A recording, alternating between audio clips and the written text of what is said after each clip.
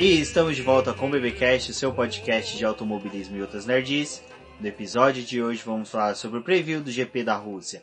E aqui comigo está a camarada Débora Santos Almeida. Olá, amigos, sejam bem-vindos a mais este podcast. E bom, vamos lá falar um pouquinho a respeito do GP da Rússia. Exatamente, Débora. O GP da Rússia, que é o mais recente de todos os GPs, apesar de GP de Baku ter vindo depois, né? Mas a gente fala mais recente porque ele ainda não teve nenhuma prova que foi realmente empolgante, que foi um destaque, como foi o GP do Azerbaijão. Então a gente ainda tem esse sentimento de que ele ainda é bem recente, porque ele é pouco lembrado pelos fãs. Mas hoje aqui no BBcast nós vamos contar um pouquinho aí sobre a história do GP da Rússia, sobre as origens também, os motivos que surgiram aí o GP da Rússia.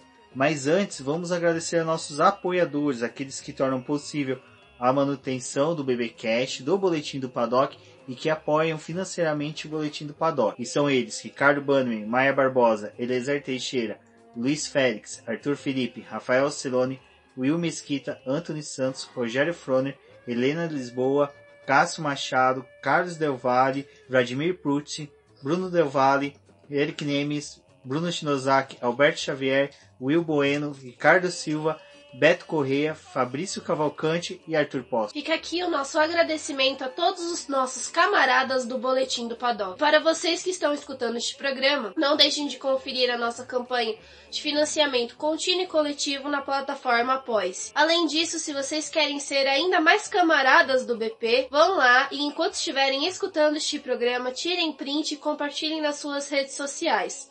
Nós vamos ficar felizes em conhecer vocês e assim vocês estão participando do nosso programa. Exatamente, Débora. Mas, camarada Débora, antes de prosseguirmos aí com o nosso programa, me responda o seguinte: como se quebra um motor Honda? O motor Honda não se quebra, camarada Rubens. Exatamente. Até agora, né, estamos vendo aí uma ascensão do motor Honda, com Verstappen conseguindo aí bons resultados, o Albon também, mas só que o motor Honda não vem quebrando como antigamente, o que nos dá umas boas perspectivas aí para a corrida do GP da Rússia, que uma vez desde a sua origem, desde o começo, desde quando não se pensava em Fórmula 1, o motor Mercedes já reinava na Rússia. Eu acho que era algo que o Hitler deveria ter pensado quando tentou invadir a Rússia. Ele deveria ter ido de motores Mercedes, não de motores GMC, como ele fez na Segunda Guerra Mundial. Bom, camarada Rubens, então vamos falar um pouquinho do nascimento do Grande Prêmio da Rússia. Há relatos que existem provas desde 1910, mas resultado mesmo lá, bonitinho, são das provas de 1913 e 1914. E como você disse, os motores Mercedes reinam desde lá. Assim como as corridas da Europa, a Rússia também passou por períodos de guerra, principalmente da Primeira Guerra Mundial e a Guerra Civil Russa. Não, períodos de guerra não. A Rússia ela tem períodos de paz, que é só o momento onde que o czar, ou o imperador, o chefão todo-poderoso, Lord Commander da Rússia está no banheiro, que é a única hora que ele não consegue transmitir as ordens. Que de resto, todo momento, o território russo ele é hostil à paz. É tão hostil que a Fórmula 1 demorou muito tempo para poder resolver voltar para lá e realizar uma prova de Fórmula 1. 100 anos, né? Precisou o Bernie Eccleston nascer, crescer, envelhecer para poder chegar lá a um acordo com o Vladimir Putin. Exato. Na verdade, Bernie Eccleston estava lá desde 1980 tentando firmar um acordo com a Rússia para poder fazer o GP de Fórmula 1. Não deu muito certo, tiveram que aguardar ali um período de paz, talvez exatamente alguém ir no banheiro e não promover uma guerra, e foi lá em 2014 que decidiram ter uma corrida no GP da Rússia, né? Exato, e pensar bem que Bernie Eccleston já tentava, né, um GP em Moscou desde 1983, e quando nós falamos do preview do GP da Áustria, nós contamos, né, que lá foi a primeira vez que, conseguimos levar um evento que era mundial para além das cortinas de ferro, que foi o GP da Áustria, né? Que foi também promovido por um jornalista brasileiro, que é o organizador do GP do Brasil, junto com o Bernie Eccleston. E nessa época também já se tentava o GP da União Soviética, mas não foi possível, infelizmente. Seria interessante. Provavelmente a bandeirada e a largada, todos os movimentos de bandeira seriam promovidos por ursos, né? Que teriam essa habilidade ali de manusear uma bandeira logo no território russo. E o Vladimir Putin precisava estar montado nesses ursos. Mas enfim, quando decidiram fazer os Jogos Olímpicos de Inverno de 2014, já aproveitaram o espaço, começaram também a construir a pista que viria a receber o GP da Rússia. Olha que interessante, né? A gente coloca aí 2014... ia ter os Jogos Olímpicos, né, de inverno, e aproveitando toda uma estrutura que ia ser construída para o Parque Olímpico, eles já criaram o autódromo. É bem interessante que a gente tem essa discussão hoje, né, do GP do Rio de Janeiro, aonde que vai ser construído um. É que o GP do Rio de Janeiro acabou matando, que era a pista de Jacarepaguá. Fizeram o Parque Olímpico lá, mas não conseguiram manter o circuito ou fazer algo para poder utilizar ainda aquele espaço, para poder fornecer mais um lugar para ser uma pista de Fórmula 1 ou de qualquer outra corrida que pudesse o Brasil estar abrigando, né? Exatamente, é bem legal que foi no mesmo período, né, em que aqui nós destruímos um patrimônio do automobilismo, acabamos com o autódromo de Jacarepaguá e construímos um Parque Olímpico que se tornou um elefante branco para o Rio de Janeiro, né, porque direto vocês veem matérias falando sobre a degradação que está tendo no Parque Olímpico, e agora vem notícias de que vão ser construído um novo autódromo. Então a gente tem uma outra parte da cidade que não tem nada a ver com o que é o Parque Olímpico hoje em dia. Então dá para poder ver a diferença que tem da Rússia pro Brasil, né? E o que aconteceu com os mesmos, teoricamente, espaços disponíveis para o esporte. Bom, mas como não estamos para falar, criticar ou manusear qualquer coisa que se trate do GP do Brasil, de um possível GP no Rio de Janeiro, torçamos sim, é lógico que nós queríamos muito um autódromo no Rio de Janeiro, seria bacana termos uma cobertura, já pensou o Leitinho Paddock cobrindo Stock Car no Rio de Janeiro, seria muito bacana também encontrar os nossos apoiadores e amigos cariocas lá da região fluminense, seria muito bacana, mas... Hoje não são amigos, são os nossos camaradas do Rio de Janeiro. Exato, camaradas, todos cariocas. Bom, seria sensacional, mas vamos voltar aqui para Sochi, aonde teremos o GP da Rússia, que como foi dito pela Débora e também eu falei novamente, é dominado, né, pela Mercedes. Todas as vitórias foram da equipe alemã, a esse domínio aí dela. Vamos ver se continuamos uma sequência aí de vitórias da Ferrari que pode derrubar essa hegemonia alemã. Lembrando que o Binotto essa semana, né, Débora, falou sobre isso, sobre os acertos que a equipe fez com as novas atualizações no carro e que pode levar um otimismo aí pro time italiano. Assim como eles fizeram para Singapura, levaram um novo pacote aerodinâmico para o carro da Ferrari, pensando nessa corrida e tentando melhorar a downforce do carro. Agora, para o GP da Rússia, esse conjunto aerodinâmico é praticamente eliminado e eles trazem um novo para essa corrida porque as características da pista são bem diferentes do que é fornecido em Singapura, então não tem como manter a mesma configuração do carro. E agora é uma nova, novidade para a Ferrari, porque eles não sabem como que o carro vai se comportar e os ajustes vão ser realizados já na sexta-feira com os treinos livres. Bom, mas antes de falar a respeito das estatísticas desse GP, como o Rubens já ressaltou, a Mercedes domina a Rússia, mas tem algumas coisinhas interessantes a respeito da pista e também dos pneus que foram escolhidos para este final de semana. A Pirelli optou pelo C2 duro, faixa branca, o C3 médio, faixa amarela e o C4 macio, faixa vermelha. Até é um pouco curioso a Pirelli ter utilizado essa gama intermediária dentro dos pneus que eles têm, porque o asfalto de Sochi não fornece degradação. Apesar da pista ter estreado ali em 2014, ela está passando ainda pelo processo de maturação desse asfalto, então a cada ano que tem corrida a degradação aumenta um pouquinho, mas ela não é tão notória quando se olha assim a respeito de um todo da corrida. Primeira prova realizada lá, praticamente a Mercedes não tinha necessidade de fazer a troca dos pneus e só fez porque é algo obrigatório na Fórmula 1. E é interessante eles escolherem essa gama intermediária, porque novamente não vai fornecer grandes estratégias para as equipes que não vão ter que lidar com talvez a necessidade de precisar realizar mais uma troca de pneus. Então talvez nesse cenário poderia ser mais adequado utilizar a goma mais macia para poder provocar um pouco mais as equipes e talvez fornecer estratégias melhores. Apesar do asfalto ser liso, né, Débora, ser uma pista de alta, tendo curvas bem fechadas, contudo elas conseguem o carro imprimir um bom ritmo ali.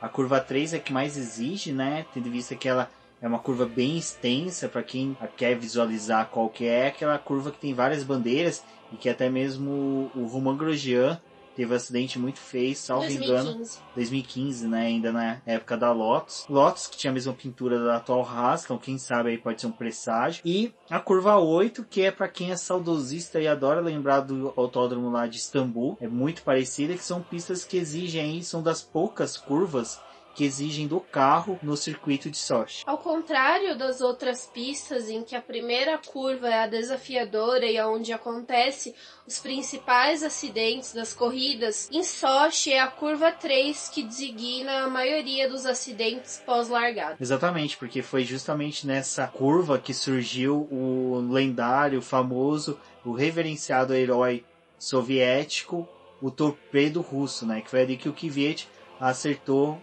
o Sebastian Vettel no GP russo. E os dois ainda foram para o pódio, né? Então, assim, tem ali essas chances de mesmo você cometer uma pequena cagada em uma das curvas, você conseguindo se recuperar em pista. As condições meteorológicas também são bem variáveis e a chuva pode cair em qualquer momento do final de semana. Para esse final de semana foi traçado a chuva principalmente para o dia da corrida, só que ainda podem ter variações ao decorrer do final de semana. O que é interessante, né? Porque com uma pista que não degrada pneu, se nós tivermos começo com chuva, término ou pancadas de chuva durante a corrida, essa mudança de pneu pode ser variável, e tendo pneus mais macios como uma opção para os pilotos, a gente pode ter uma corrida com um ritmo muito mais forte, muito mais alucinante, o que é interessante para esses carros desse ano que estão demonstrando aí uma qualidade na velocidade, né, Débora, no desempenho muito bom, e que é aquela coisa, a gente torce para o GP da Rússia ter umas variáveis para não se tornar um GP monótono.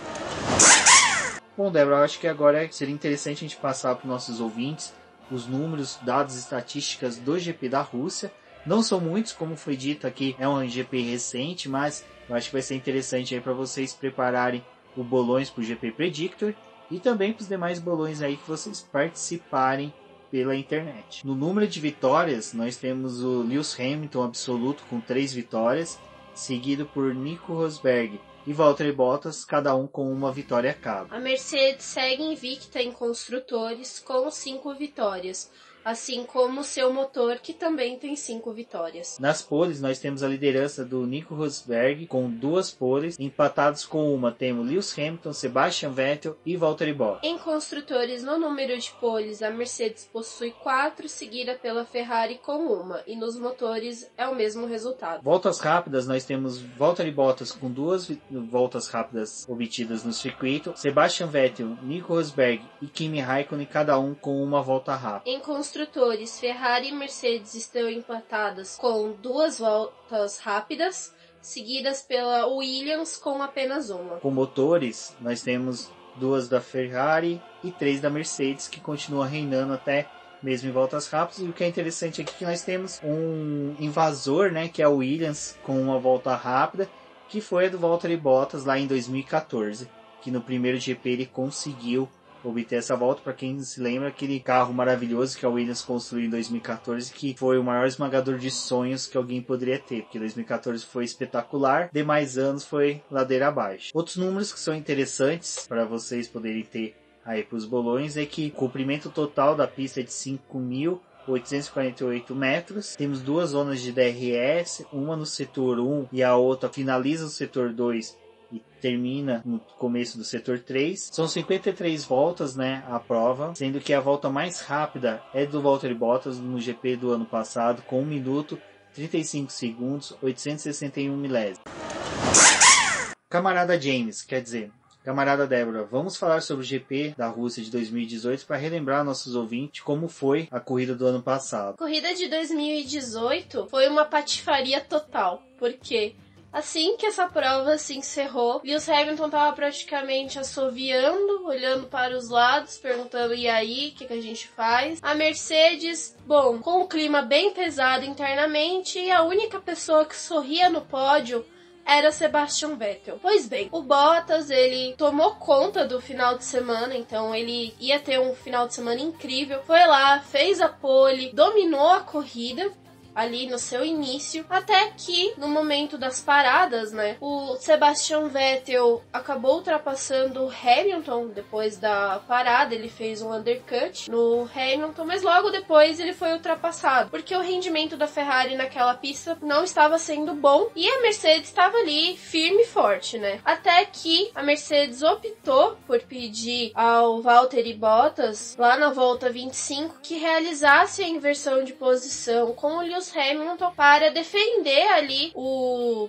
segundo lugar, que seria do inglês. Em contrapartida, né, eles utilizaram isso para poder dizer que a Ferrari estava se aproximando deles e que era uma ameaça para o segundo lugar. E o Bottas praticamente estacionou na pista para poder deixar bem claro que ele estava sendo forçado aquilo. O Hamilton ultrapassou ele e o Vettel, ele não estava atacando o Hamilton, ele nem tinha chances de atacar, então o segundo lugar não estava nem um pouquinho ameaçado. E foi lá, né, continuou a corrida, aquela torta de climão, todo mundo vendo aquela palhaçada. Não tinha necessidade alguma, porque a vantagem, quando eles chegaram no GP da Rússia, do Hamilton para o Vettel era de 40 pontos. E, pois bem, na última volta, né, Bottas chamou lá no rádio e perguntou: vocês vão manter a posição? Sim, nós vamos. Eles cruzaram a linha de chegada com o Hamilton em primeiro, Bottas em segundo e o Vettel no terceiro lugar. O Bottas teve aquela cena clássica dele empurrando a placa de segundo lugar com o carro. Eles saíram, não teve muita conversa depois daquele pódio, e o Toto Wolff disse que ele não queria perder o campeonato, né, porque eles ali estavam em disputa direta com a Ferrari por pouquíssimos pontos. Então eles optaram em fazer aquela decisão. E ainda teve aquelas gracinhas no pódio, o Hamilton tentando puxar o Bottas para o primeiro lugar, ele tentando oferecer o troféu para ele. Mas até então a merda ali já tinha sido feita e não tinha mais o que acabar com aquele clima, né? Um destaque que foi da corrida, infelizmente ficou ofuscado aí pela descamaradagem do Toto Wolff, foi o Max Verstappen, que largou de 19º, terminou a prova em 5º, uma excelente prova do menino Max. Ele costuma fazer essas corridas legais quando ele larga do fundão, né, e vem conquistando posições. Exato, e um outro ponto aí que foi interessante dessa questão do Valtteri Bottas com o Lewis Hamilton é que abriu a discussão novamente sobre ordens de equipe, e agora recentemente, pré-GP da Rússia, o Valtteri Bottas fala que ele tem muito interesse nessa corrida porque ele ainda tem assuntos inacabados na Rússia. Então a gente não sabe se os assuntos inacabados dele são com o Toto Wolff e a Mercedes pela patifaria, pelo despautério sem o menor pingo de lógica do que eles fizeram no passado, ou é com Kimi Raikkonen, que abordoou ele lá em meados de 2015 com a Ferrari e acabou jogando o Valtteri Bottas para fora da pista, com que ele não conseguiu concluir a prova. A gente já tá saindo de um GP de Singapura não muito legal, até mesmo pro Bottas, porque ele foi meio que forçado a segurar o carro e não andar tão rápido para não acontecer um undercut com o próprio companheiro de equipe. Então ele não poderia ultrapassar o Lewis Hamilton e ele teve que se manter ali atrás do companheiro, né? Eles perderam o pódio e ele já tá vindo dessa situação um pouco infeliz ali de Singapura, e agora o GP da Rússia traz tudo que aconteceu no ano passado, onde ele tinha mais uma grande chance de vitória, seria a conclusão de um final de semana perfeito que a equipe optou por não deixar. Então, assuntos inacabados realmente para esse final de semana. Então é isso, camaradas. Esse foi o nosso preview para o GP da Rússia. Espero que tenham gostado. Como sempre, ficam recadinhos aqui da paróquia. Acompanhem o boletim do Paddock no final de semana do GP. Teremos os reviews de todos os treinos livres e do treino classificatório da corrida, todos redigidos pela Débora. Também acompanhem nós pelas redes sociais, pelo Instagram, Twitter, Facebook, sempre como o Boletim do Paddock, mas do Twitter o user diz no boletim que. Não deixem de conferir o nosso campanha de financiamento coletivo e contínuo lá no Apoia-se. Eu sou o Rubem GP Neto, um forte abraço a todos e até a próxima. Obrigado por escutarem o programa até aqui. Eu sou a companheira Débora Almeida. Me sigam no Twitter como TheFlowers, comente com a gente a respeito da corrida deste final de semana e até a próxima.